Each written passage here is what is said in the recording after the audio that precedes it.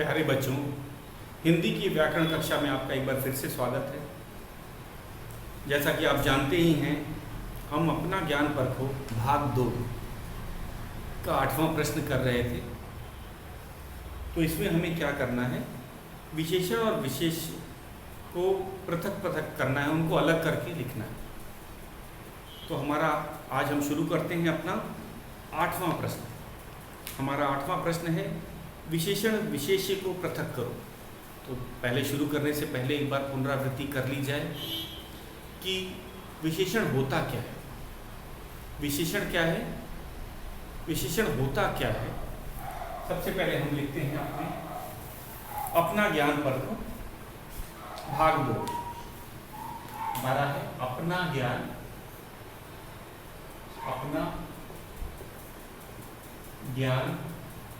परखो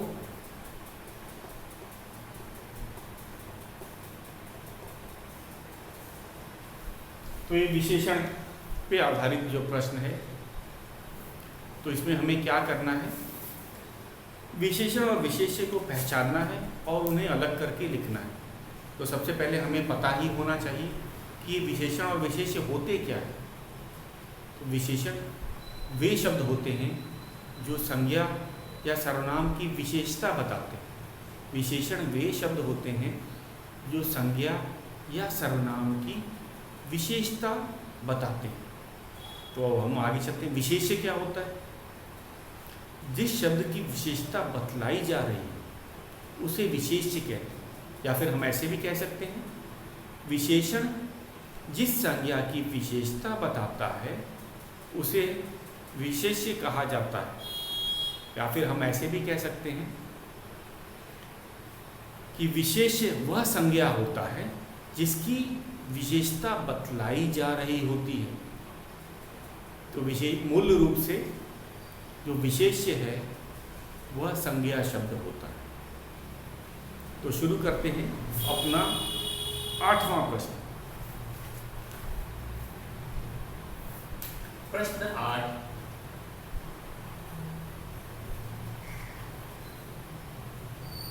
विशेषण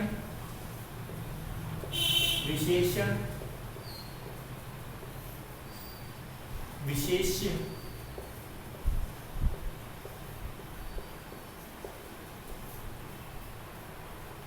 पृथक पृथक करो। पृथक का अर्थ होता है अलग करना। पृथक का अर्थ होता है बच्चों अलग करना। पृथक पृथक करो, अलग करने के लिए कह रहा है। पृथक का अर्थ आपको बता दिया।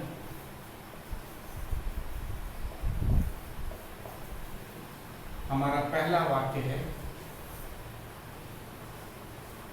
हम पहले वाक्य लिखेंगे। यहाँ पे पहले वाक्य लिखा जाएगा, उसके बाद विशेषण और विशेष्य लिखा जाएगा।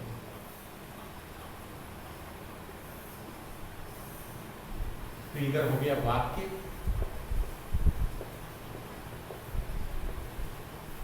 इधर विशेषण,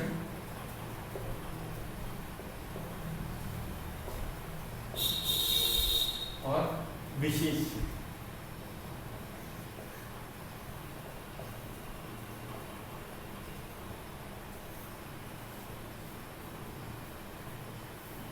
इसके बाद आ गया हमारा वाक्य है, सभा में केवल 50 आदमी थे। सभा में केवल 50 आदमी थे। पूर्ण विराम। अब हम यहाँ पे विशेषण और विशेष देखेंगे। तो वाक्य को जरा ध्यान से देखते हैं। हमारा वाक्य है, सभा में केवल 50 आदमी थे। आदमी संज्ञा है और इसकी विशेषता भी बताई गई। आदमी की क्या विशेषता है, उनकी संख्या बताई गई। संख्या वाचक विशेषण हमने पढ़ा था। अगर संज्ञा की संख्या बताई जाती है तो वह भी संख्यावाचक विशेषण कहलाता है। तो हम विशेषण इसमें हो गया 50 जो कि संख्या है, और विशेष है आदमी। तो हम इसे लिखते हैं। तो 50 विशेषण है और आदमी विशेष है, आदमी विशेष्य हो गया। उसी तरह अगला वाक्य देखते हैं। तो हम पहले वाक्य पढ़ेंगे, विशेषण पता करेंगे, और विशेष्य भी पता चल जाता है क्योंकि विशेषण विशेष्य की विशेषता बता रहा हो। तो लिखते हैं दूसरा वाक्य, मेरे पास सुंदर गुड़िया है। मेरे पास सुंदर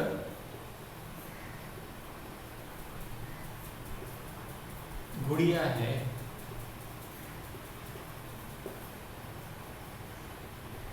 गुड़िया है पूर्णविराम। तो ये वाक्य है, मेरे पास सुंदर गुड़िया है।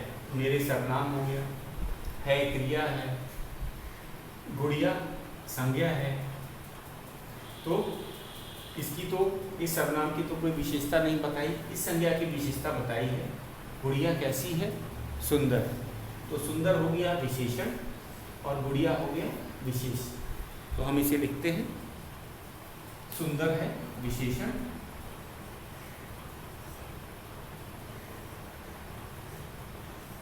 और गुड़िया है विशेष।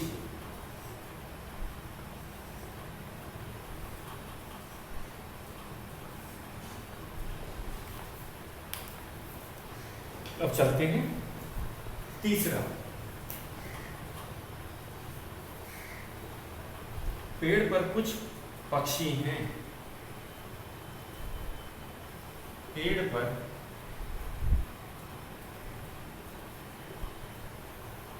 कुछ पक्षी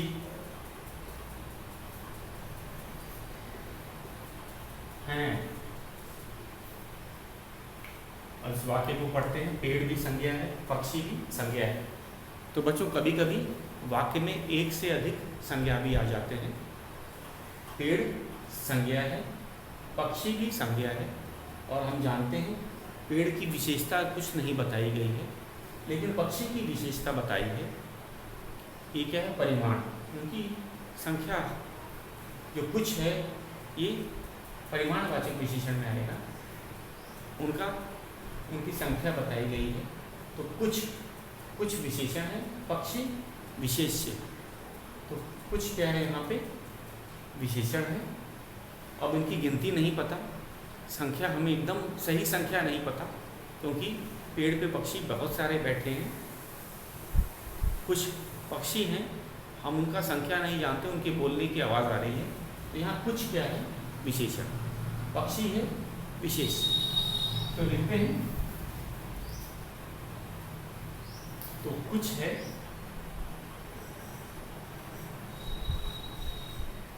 विशेषण और पक्षी जो है वो विशेष है। अगला है चौथा वाक्य है हमारा, 4 ही वाक्य है इसमें। उसे लाल कलम चाहिए। पूर्णविराम। उसे लाल कलम चाहिए। उसे लाल कलम चाहिए।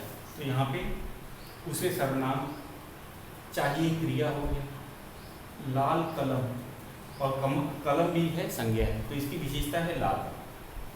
तो वाक्य को हम कितने आसानी से पहचान जाते हैं। उसे सर्वनाम हो गया,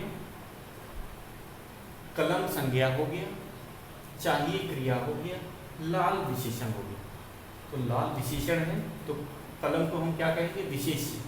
क्योंकि लाल किसकी विशेषता बताई जा रही? रंग गुणवाचक विशेषण होता है। तो हम लिखेंगे लाल यहाँ है कलर।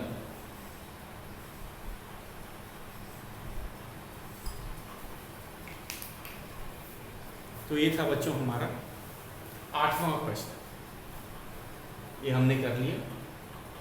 हमने वाक्य में से विशेषण और विशेष्य को पहचान करके अलग अलग लिखा है। इस प्रश्न में हमने वाक्य में से विशेषण शब्द को पहचानना है और विशेष्य को भी पहचानना है और उसे अलग अलग करके लिखा गया। अब हम अपने 9वें प्रश्न पे चलते हैं। सर्वनाम, क्रिया और विशेषण शब्दों को उचित स्थान तक पहुंचाओ। तो हमें सर्वनाम शब्द भी दिए गए हैं, क्रिया भी दिए गए हैं, विशेषण भी दिए गए हैं। तो अब हम उन्हें पहचानेंगे। जैसे हमने वाक्य में अभी आपको बताया था, उसे सर्वनाम हो गया। इस वाक्य में देखो बच्चों, उसे सर्वनाम हो गया, चाहिए क्रिया, कलम संज्ञा, लाल विशेषण। तो इसी तरह अब हम दिए गए शब्द में से सर्वनाम पहचानेंगे, क्रिया पहचानेंगे और विशेषण पहचानेंगे। तो हमारा 9वां प्रश्न है। अब आगे चलते हैं।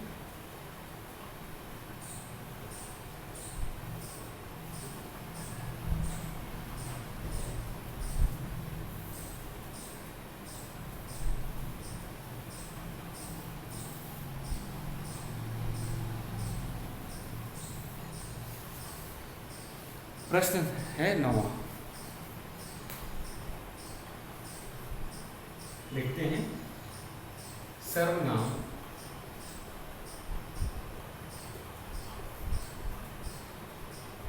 क्रिया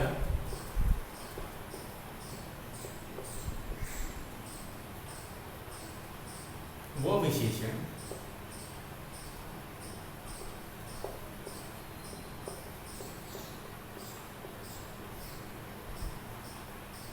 शब्दों को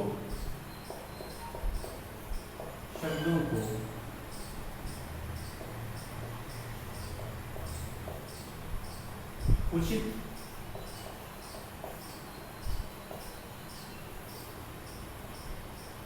स्थान तक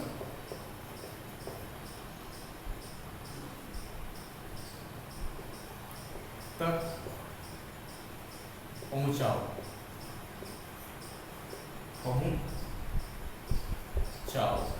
ये शब्द मिले हुए हैं। कौन कौन से शब्द मिले हुए हैं? सर्वनाम, क्रिया और विशेषण। और हमें पहले हम इसका शब्दों को लिख लेते हैं। कौन कौन से शब्द हैं? नहाना,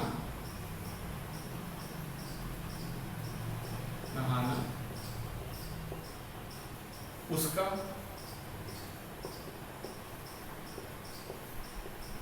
उसके बाद में छोटा, उसके बाद चलते हैं दौड़ना,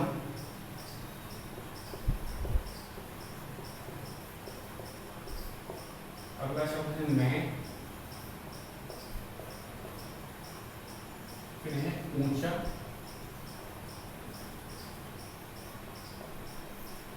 उसके बाद में है सुंदर,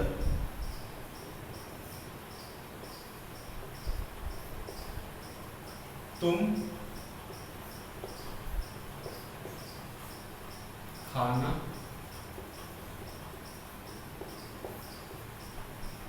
पढ़ना,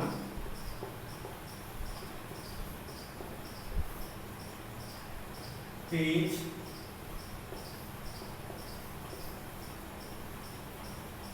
तुमने,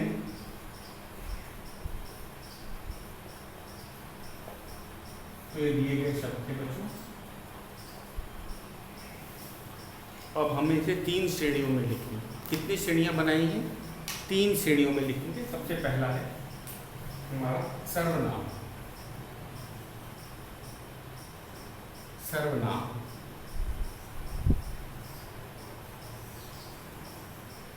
हमारा दूसरा है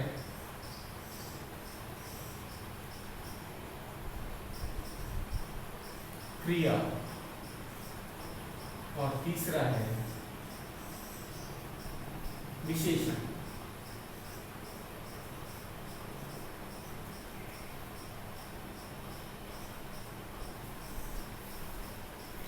अब हम एक एक शब्दों को लेंगे और इन तीनों श्रेणियों के नीचे लिखेंगे। मेरे ख्याल से आपको प्रश्न अब समझ आ गया होगा।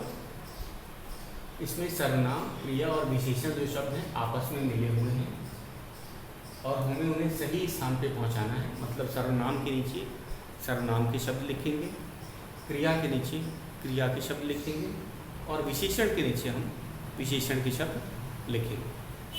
तो शुरू करते हैं। एक एक शब्द चुनेंगे और उस पर टिक का निशान लगाएंगे ताकि हमारा कोई शब्द छूट न जाए। तो शुरू करते हैं अपना पहला शब्द है नहाना। नहाना हम जानते हैं वह क्रिया होता है। नहाना क्रिया शब्द है, तो हम लिखेंगे नहाना, यहाँ टिक लगाएंगे और लिखेंगे नहाना। और ये चार चार शब्द हैं हमारे, हर श्रेणी में चार शब्द हैं। उसका, उसका, इसका, ये सर्वनाम है, तो हम इसको सर्वनाम के नीचे लिखेंगे उसका। तीसरा शब्द है छोटा। ये छोटा शब्द जो है हम इसीलिए टिक लगा रहे हैं ताकि हमारा कोई शब्द छूटे ना। छोटा विशेषण, छोटा बालक, तो छोटा विशेषण।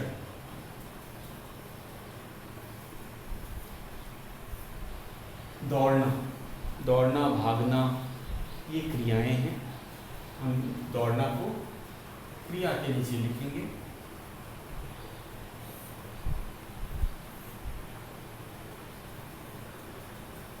दौड़ना। उसके बाद मैं सर्वनाम है, इसे बोलने वाला अपने लिए प्रयोग करता है। मैं,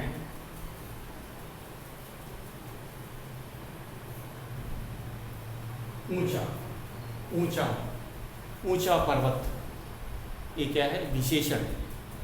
ऊंचा, ऊंचा पर्वत विशेषण शब्द है, हम इसे यहाँ लिखेंगे ऊंचा। उसके बाद आते हैं, हमने ऊंचा लिख दिया इसलिए टिक लगा रहे हैं। सुंदर, सुंदर है विशेषण। सुंदर फूल, सुंदर चित्र, ये विशेषण है। सुंदर विशेषण शब्द है, हम विशेषण के नीचे लिखेंगे। यहाँ टिक का निशान लगाया और सुंदर बना दिया। सुंदर। और तुम, दूसरों के लिए, बोलने वाला किसी अन्य के लिए, जब एक विशेषण जो तुम है सर्वनाम शब्द है, बोलने वाला किसी अन्य के लिए, सुनने वाले के लिए ये प्रयोग करता है, तो हम तुम यहाँ लिखेंगे तुम। खाना, खाना पीना, ये क्रिया के शब्द हैं, तो खाना हो गया क्रिया का शब्द। पढ़ना, पढ़ना भी क्रिया है। पढ़ना, लिखना, खाना, पीना, मैंने आपको बताया था, तो हम लिखेंगे पढ़ना। पढ़ना क्रिया का शब्द, इसको भी टिक कर देते हैं। अब दो शब्द बचे। तेज, तेज चाकू, तेज बालक, पढ़ने में तेज बालक, तो तेज विशेषण है। तेज क्या है बच्चों? विशेषण शब्द है, हम तेज को विशेषण के नीचे लिखेंगे तेज। और तुमने, तुमने है सर्वनाम।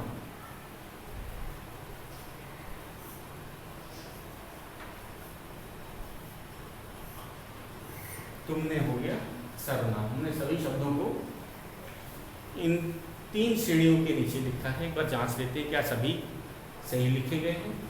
सर्वनाम में आता है उसका, मैं, तुम, तुमने, तो सही है। सभी के सभी सर्वनाम के शब्द हैं। उसका, मैं, तुम, तुमने। उसी तरह क्रिया, क्रिया के शब्दों को हम पहचानते ही हैं, तो एक बार देख लेते हैं। नहाना, दौड़ना, खाना, पढ़ना, ये सब क्या है? क्रिया विशेषण। नहाना, दौड़ना, खाना, पढ़ना। अब आगे चलते हैं विशेषण। विशेषण में चलते हैं। छोटा, ऊंचा, सुंदर, तेज। तो ये सब विशेषता बताते हैं। जैसे मैंने कहा था, छोटा बालक, ऊंचा पहाड़, सुंदर फूल और तेज चाकू। तो ये सब विशेषता बताते हैं किसी संज्ञा की। तो बहुत ही सरल है, मैं चाहूँगा कि आप इसे नोट करते जाओ। अब हम चलते हैं अपने 10वें प्रश्न पे। ये बहुत आसान है। हमारा 10वां प्रश्न है, कोष्टक के अनुसार काल बदलकर वाक्य पुनः लिखो। तो जैसे घास खा रही है, हमें इसका काल बदलना है। जो चीज़ कोष्टक में लिखा है, कोष्टक में भूतकाल लिखने के लिए कहा गया है, तो हम क्रिया में बदलाव करेंगे। तो चलते हैं बच्चों अपने 10वें प्रश्न पे। हमारा 10वां प्रश्न है,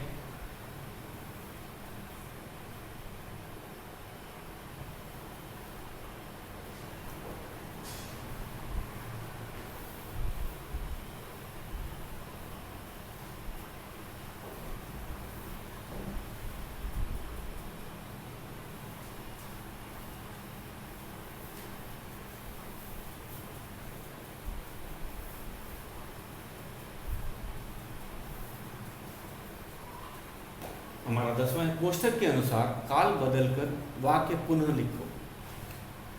तो प्रश्न 10वां,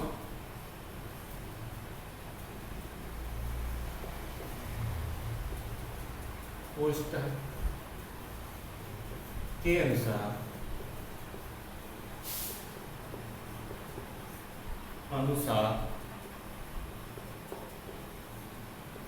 कोष्टक के अनुसार काल बदलकर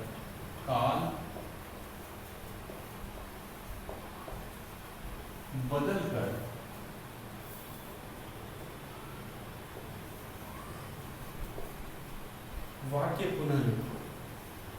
वाक्य पुनः, पुनः मतलब फिर से, दोबारा। उसको बदलाव नहीं करना है, हमें फिर से वाक्य को दोबारा लिखना है।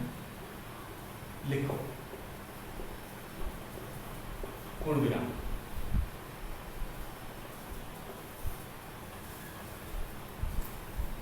तो बच्चों, एक वाक्य दिया है और कोष्टक में दे रखा है कि हमें अब उसकी क्रिया को दिए गए काल के अनुसार अब उसमें बदलाव करना है। हमें पता है कि जो क्रिया है, क्रिया ही काल का निर्धारण करती है। तो हमें काल को बदलना है किसके अनुसार? जो चीज़ कोष्टक में दिया है। हमारा वाक्य है, गाय घास खा रही है। तो इसका काल बताओ पहले। गाय घास खा रही है। खा रही है, खा रही है क्रियापद है इस वाक्य में। गाय घास खा रही है, इसमें खा रही है क्रियापद है। और हमें बदलना है भूतकाल। हमें दे रखा है कि इस प्रश्न को हमें भूतकाल में बदलना है। वाक्य को दोबारा लिखना है जिससे कि वाक्य की जो क्रिया है उसका रूप बदल जाके वह भूतकाल में हो जाए। तो गाय खा रही है, हम लिखते हैं, पहले प्रश्न को लिखते हैं। गाय घास खा रही है,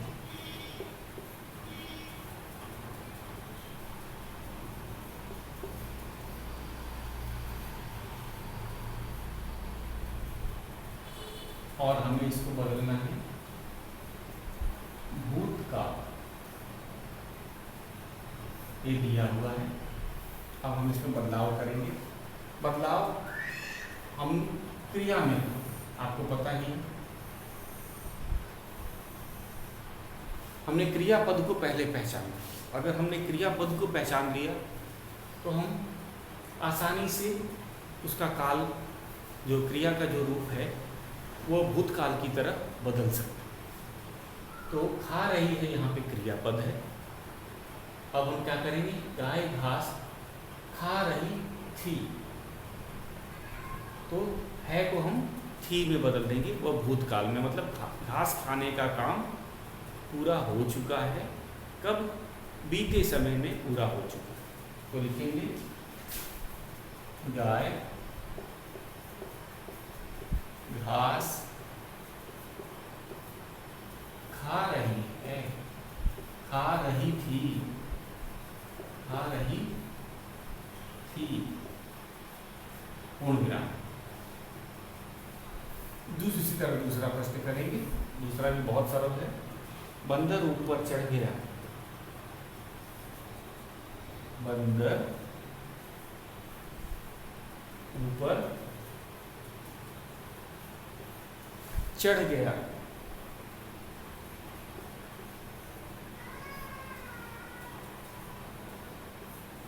बंदर ऊपर चढ़ गया।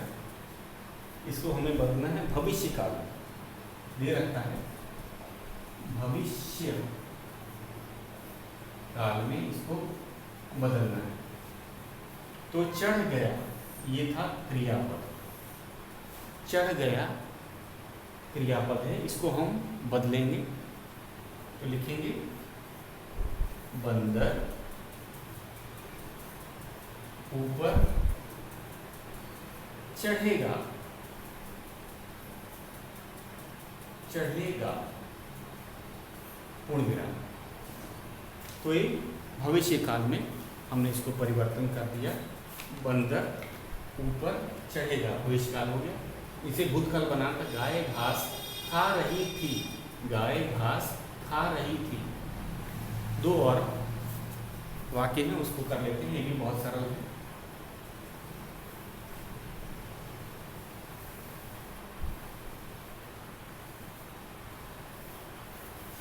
हमारा तीसरा वाक्य है, वह बाजार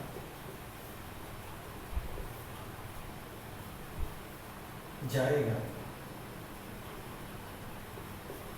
जाएगा। हमें बदलना है वर्तमान का, वर्तमान काल में। तो इसको लिखेंगे वह बाजार जाता है, वह बाजार जाता है, वह बाजार जाता है। उसी तरह चौथा भी करते हैं, बारिश हो रही है, बारिश हो रही है, पूर्ण विराम। हमें इसे भविष्य काल में लिखना है, बदलना है भविष्य काल। दिया है वर्तमान में, उसको बदलेंगे। तो इसको लिखेंगे बारिश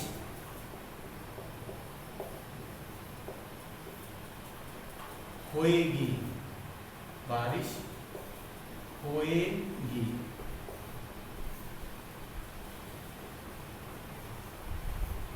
बारिश होएगी। और उसी तरह पांचवा एक वाक्य और है बच्चों, सीमा पढ़ रही है, सीमा पढ़ रही है, पूर्ण विराम। इसको बदलना है हमें भूतकाल, भूत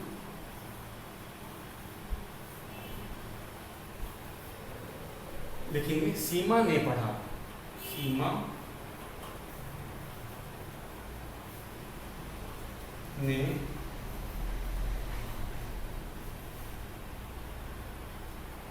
पढ़ा। तो पढ़ा क्या है? भूतकाल, मतलब पढ़ने का काम पूरा हो चुका है। तो इसे एक बार फिर से देख लेते हैं। वह बाजार जाएगा, हमें इसे वर्तमान में बदलना है, वह बाजार जाता है। बारिश हो रही है, इसे भविष्य काल में लिखना है, बारिश होएगी, अभी आगे आने वाले समय में होगी। सीमा पढ़ रही है, सीमा ने पढ़ा, पढ़ा भूतकाल, मतलब पढ़ने का काम पूरा हो चुका है। बीते समय में। तो बच्चों हमने इस पाठ को कर लिया है।